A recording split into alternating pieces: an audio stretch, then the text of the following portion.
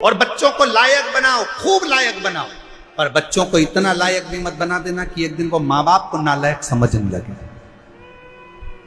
लायक बनाओ, पढ़ाओ, खूब शिक्षा दीजिए। और जिस दिन बेटा कहने लगे पापा तुम्हें कुछ नहीं आता, मम्मी चुप बैठी रहो, पापा तुम बड़बड़ मत करो, चुप बैठे रहो, समझ लेना तुम्हारी शिक्षा किसी काम की नहीं है। तुमने शिक्षा तो दी पर शिक्षा के साथ में संस्कार देना भूल गए थे।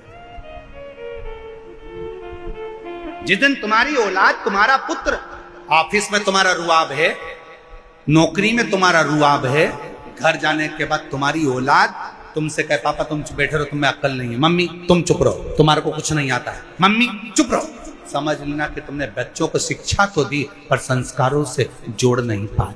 तुम बच्चों को लायक तो बना दिया पर उसने तुमको नालायक समझ लिया। इसलिए याद रखना, अपने बुढ़ापे को सुधारने के लिए अपनी औलादों के सामने तुम्हारी पत्नी भले 8वीं फेल है पर बच्चों से हमेशा कहना कि तेरी माँ के बराबर कोई दुनिया में समझदार नहीं है, और अपने बच्चों के सामने कहना कि तेरे बाप के जैसा दुनिया में कोई समझदार नहीं है। अपने औलाद के सामने अपनी पत्नी का सम्मान करो, अपनी औलाद के सामने अपने पति का सम्मान करो। अगर आज पत्नी अपने पति को बच्चों के सामने कहेगी तेरे बाप में तो अकल ही नहीं है, तेरे बाप में तो अकल नहीं है, तो बच्चा भी वही सीखेगा। और बाप बोलेगा तेरी माँ में तो अकल नहीं है, तेरी माँ में तो अकल नहीं है, तो बच्चा भी वही सीखेगा। और एक दिन जब बच्चा बड़ा होगा तो माँ बाप दोनों को चुप करना चाहेगा।